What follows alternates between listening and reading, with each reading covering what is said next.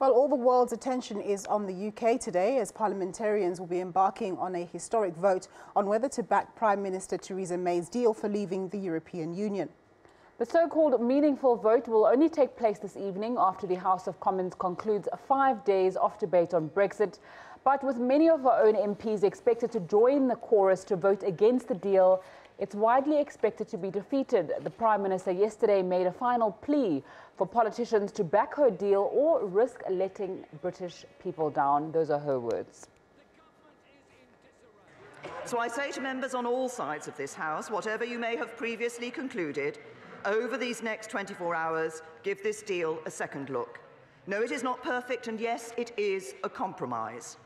But when the history books are written, people will look at the decision.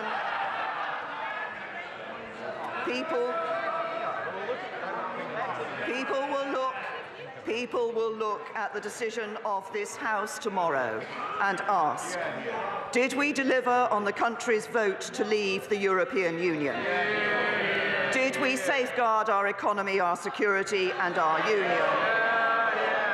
Or did we let the British people down? I say we should deliver for the British people and get on with building a brighter future for our country by backing this deal tomorrow, and I commend this statement to the House. Well, for more on the Brexit vote, we cross to our UK correspondent, Catherine Drew, who's standing by for us in Westminster. Good afternoon, Catherine. What's expected? What are you hearing on the ground? Is her deal likely to be defeated at the House of Commons today? Well, I think what we can bank on for a certainty is that we'll hear more rhetoric like you just heard earlier, with Theresa May closing the fifth and final day of debate on this Brexit withdrawal deal. She's expected to tell the House in a closing statement that history is being made, that history will judge them if they don't back her Brexit deal, and that indeed MPs are at risk of losing Brexit at all, if there being no Brexit at all, if they don't back it. So I think that's what we can expect. But most observers still believe that the Prime Minister is headed for a historic defeat. Some calculations have been done. The Downing Street and the Downing Street sources are estimating that the MPs could number 50 to 80.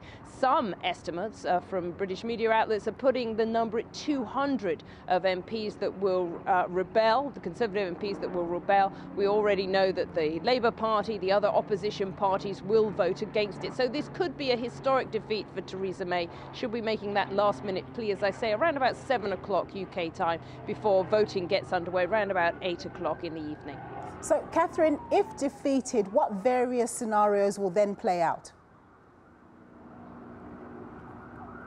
Well, basically everything is on the table if Theresa May is defeated. What we will expect probably pretty speedily is to be tabled a vote of no confidence coming from Labour and Labour leaders Jeremy Corbyn. He has been pushing for a new general election. He is saying that Labour is the party. They can go back to Brussels, they can renegotiate the deal. But of course all that, the Article 50, the process by which Brexit will be triggered, would have to be put on hold in time for that election to take place. Of course, even snap elections take time. So that is what we would expect first. However, that vote of no confidence, Theresa May is expected to win a vote of no confidence. So we'll have to see how far Jeremy Corbyn can get down that line. MPs are also working together, bringing forward amendments, so we can expect pro-Remain MPs, those who want to stay within the European Union, to try to take control of the Brexit process. We know officially that Theresa May will have 3 days to return to the House to present her Plan B, and it may well be that if there is a very large rejection of this legislation, then Brussels, she will have to return to Brussels, and Brussels might be willing to give. But they have been steadfast all along and held very tight their 27 other members in a face of solidarity that this was the best deal and the only deal available for Britain.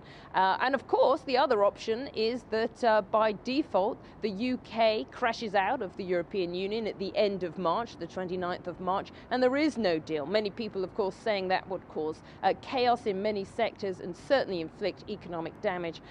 It's not clear whether Theresa Theresa May is willing to back or to take that gamble. Many say she's too pragmatic for that, and many MPs would try to scupper that. So there's an awful lot of options on the table.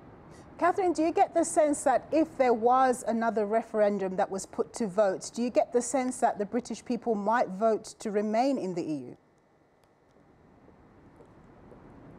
I think that's definitely a possibility, but the big question is, could that second referendum take place? Theresa May has ruled it out. She has said there's no way that she would ever consider a second referendum, but let's also consider that she said several times, for instance, about the snap election in 2017, that she ruled that out and then she opted for it. But the thinking is that Downing Street would not back a second referendum. There are fears that this would be even more divisive for a country which is truly very bitterly divided over this issue.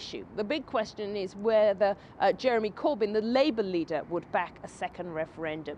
Many Labour supporters are pushing him to, and he's meeting the People's Vote today. That's a group that are pushing for a second referendum. A lot would depend on whether he would come out and support it. That's still an open question. Labour have been trying to fudge their position on Brexit for weeks. It's still not clear what their position is. So if a second referendum were to take place, the result, of course, could be different, but that's according to opinion polls, but opinion polls have been wrong before. So all these options are on the table.